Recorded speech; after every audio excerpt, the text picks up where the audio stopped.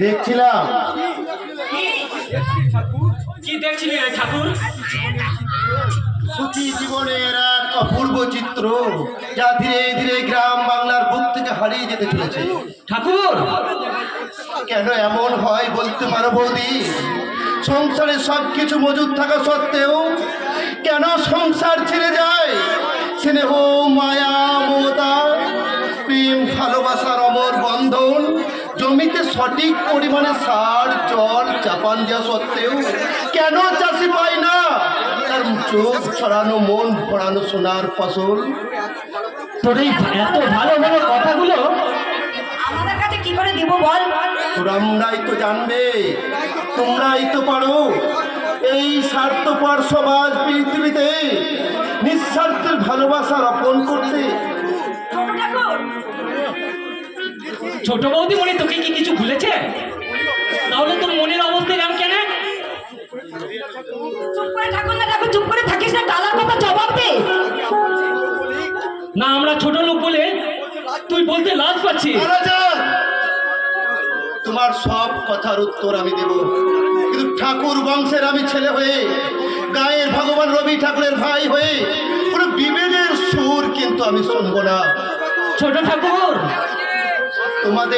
তোমাদের যদি আমি ছোট লোকই ভাবতাম তাহলে ঠাকুর পরিবারে তোমাদের এত আভিজাত্য থাকতো না। কালাচাঁদ, বৌদি, ঠাকুর পরিবারের মানুষরা কখনো কাউকে এই বিভেদের দানব কখনো সৃষ্টি করতে পারেনি। আমার ভুল হয়ে গেছে রে ছোট ঠাকুর, তুই আমায় ক্ষমা করে দে। না না কালাচাঁদ, না, ক্ষমা চাইতে হবে কালাচাঁদ, ক্ষমা চাইতে হবে না। আমি জানি তোমাদের নিঃস্বার্থে ভালোবাসার মধ্যে এতটুকু কমি নেই। তাই তো তোমরা সরল সাদা সিধে মনে আমাকে এই কথা জানতে চেয়েছো।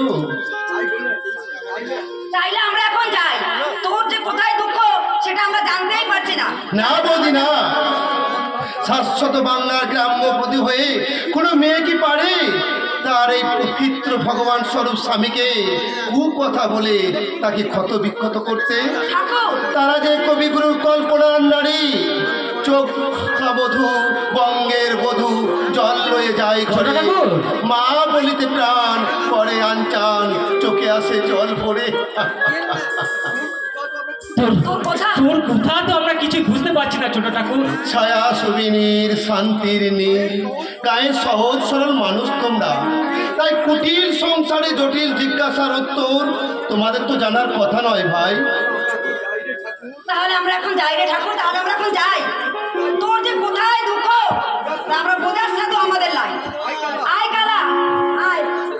ছোট ঠাকুর, আমি বুঝতে পারছি তোদের মধ্যে একটা কিছু তো হয়েছে, তার লেগে তো আমি কিছু করতে পারবো নাই। তবু দা ঠাকুরকে বলি কালাচাঁদ, আমি দুপুর বেলায় তোদের বাড়ি যাব, তোদের বাড়ি যাব। কালাচাঁদ, কালাচাঁদ। গ্রাম বাংলার কত সহজ সরল মানুষেরা কৃত্রিম ভালোবাসা এই হতাশাগ্রস্ত মানুষকে নবজীবন দান করে, অথচ অথচ কিছু মানুষের কণ্ঠে এত বিষ কেন? কেন সেই বিষ এই সমাজ সংসার তথা মানুষকে ধ্বংস করে? তোমার এই প্রশ্নের উত্তর তুমি কাকে করছো গৌরব? নিজেকে না ভগবানকে? তার মানে